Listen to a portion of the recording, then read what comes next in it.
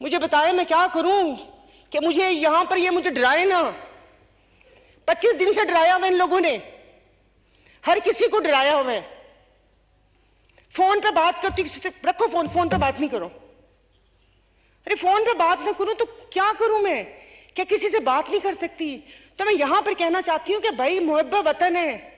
मेरी पार्टी को तो इन सब लोगों ने बोला हुआ कि तुम लोग तो उनकी गोद में बैठे हुए हो, तुम लोग तो प्रो फेडरेशन हो। हमने तो कुछ नहीं बोला, तो कम से कम खुदा के वास्ते ना डराएं मुझे। मैं अकेली, मेरे बच्चे हैं, मत डराएं मुझे। अगर मैं बैठकर ऐसे कोई ट्वीट कर देती हूं या कोई बात मैं कर देती हूं तो उसका मतलब इस्लाह होता है। ये नहीं मैंने बोला कि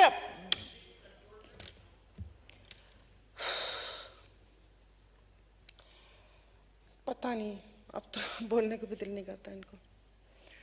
तो स्पीकर साहब, जहां मुल्क की हालत है, चलें ठीक है, रोटी बिजली गैस सबकी परेशानी सह लेंगे, कोई बात नहीं। नहीं एसी चलाएगा ना कोई, 2 कमरों में चलते था, 1 कमरों में सब बच्चे सब लोग सोएंगे, एक वक्त की 1 रोटी खा लेंगे। बाहर से जो कभी कुछ कर लेते थे नहीं करेंगे, वो कोई घूमना फिरना होगा तो एक गाड़ी में ऊपर नीचे होके बैठ जाएंगे। लेकिन डराए मत प्लीज, ये खौफ की फिजा कायम ना करें।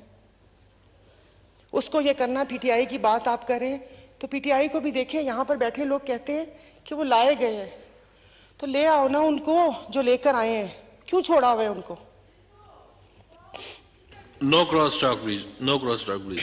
आप मीरपुर खास के हालात सही करें, वो सामने देखें, स्पीकर साहब नजर आ रहे हैं, तो उससे क्या कहते हैं, तो सर फिर कटहरे में लेकर आ जाए ना।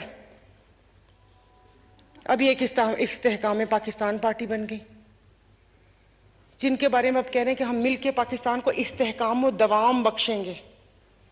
मैंने तो यही सुना था कि इन्होंने कहा था वो एटीएम है, मैंने तो यही सुना था कि ओन चौधरी ड्रग डीलर है, मैंने तो यही सुना था फवाद चौधरी लोटा है, अलीम खान बिल्डर माफिया है, जमीनें वो करते हैं। तो ये सब कैसे इस्तेहकाम बख्शेंगे? मुझे भी तो बताएं ना, मुझे भी तो बताएं ना कैसे इस्तेहकाम बख्शेंगे। कि वो अभी पता चला किसी पीसीबी के चेयरमैन पे हो रहा था, उनकी फैक्ट्री सील कर दी। मुझे उस दिन पता चला कि उनकी शुगर मिल है। सारा सेनेट तो बिल्डर से भरा हुआ है, टोबैको माफिया भी उधर है। आज यहाँ बात कर रहे थे टोबैको की, तो मैंने कहा शायद पता नहीं लड़ाई हो गई है उनसे। बिल्डर्स, कॉन्ट्रैक्टर सब मौजूद है वहां पर, तो फिर कल को यहां पर भी आ जाएंगे। जो करना है कर लें, क्योंकि जो भी अगर आप सही करेंगे या गलत करेंगे उसका हिसाब आप लोग खुद आप देंगे। कोई, क्योंकि वो एक जजमेंट डे भी आएगा ना, और वहां पर तो कोई खुफिया वो चीज भी नहीं वो हो सकती, ना कोई सिफारिश कर सकता है, ना रिश्वत चलती है वहां पर। वो आप जाने और आपका काम जाने। लेकिन यहां पर जिस वक्त जो जिंदा है ना, उनको थोड़ा सा जिंदा रहने देते। माँ बाप, जो बूढ़े माँ बाप है ना, वो बच्चों को अपनी बीमारी बताते हुए शर्मिंदा होते हैं